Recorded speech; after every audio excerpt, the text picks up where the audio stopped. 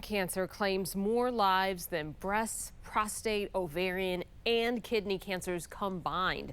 And although there have been significant advances in treatment and screening, only 28% of people diagnosed with lung cancer survive 5 years or more. We're joined now by the president and CEO of the LUNGevity Foundation, Andrea Ferris, to discuss the importance of early detection and disease management. Thank you so much for joining us today. Thank you for having us. So it used to be that you think of lung cancer associated with a smoker or someone who's exposed to secondhand smoke, but Right. that's not the case anymore. No, it actually never has been. It's just that was one of the things that people could attribute it to. But the reality is that 65% of the people diagnosed with lung cancer either have no history with tobacco or just a very light history with tobacco. So it's a disease that actually affects anyone. Anyone with lungs can get lung cancer. Men and women. Men and women. It's an equal opportunity disease. And screening rates remain low. You and I were discussing this. Who should get screened, and what are some of the early symptoms, if there are any, that you could be at risk?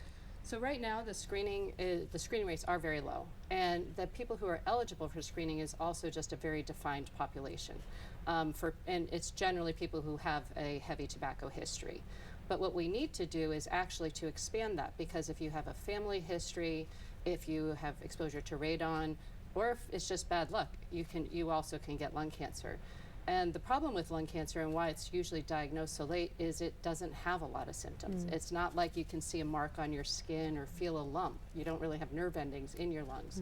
So it often presents with symptoms quite late. And then if you are not at high risk, it's often misdiagnosed. People think that it's bronchitis or it's just another cold or something like that. So it goes on for long periods of time. That said, what we're trying to do and what we're hoping to do with the display on the National Mall and others is to increase the awareness so that it does become something that people think about, and it is something that people test for and look for earlier, and their doctors also. I think it's very important to educate the doctors. Yeah, you had a pretty significant event on the National Mall this morning, and these flags, tell us what they represent. So there are 60,000 flags planted on the National Mall. We planted them over the weekend with a lot of volunteers.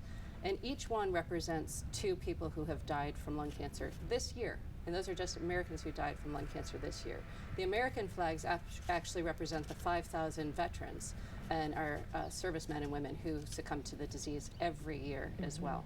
And the tragedy is that it's not necessary. A lot of those deaths don't need to happen. If we had better screening, better technologies, we could prevent many of these deaths. And I know many of your organization's members are spending the day talking and reaching out to lawmakers. What do you want to see the government do? So from the federal perspective, there are a lot of different things that we're advocating for, predominantly increased funding, NIH funding, DoD funding, because research changes lives. The increase in the survival rate is largely due to new advancements in research. Also to help to improve the screening rates as well, and to make sure that people have access to it. And this is personal to you. It is personal to me, yes. Go ahead. My mother died from the disease in 2008, and since then, as you've seen with the flags, I've had many, many close friends and relatives who have passed in the meantime from it as well. Well, we're thinking of your family. We know that part of our own TV family has been affected by this as well. Greta, a name that a lot of folks will know. So this is definitely a cause that is worthy of the attention of our lawmakers. And thank you. I know it means a lot to those families going through it. Absolutely. And to see the flags come out, we have our Lung Health Resource Fair and Community Walk on Saturday, this coming Saturday, down at the mall. And it goes around the flags. So please come out and get checked, learn more, spread awareness, and to see the display. Really good information. Andrea, thank you so much for joining us in studio today.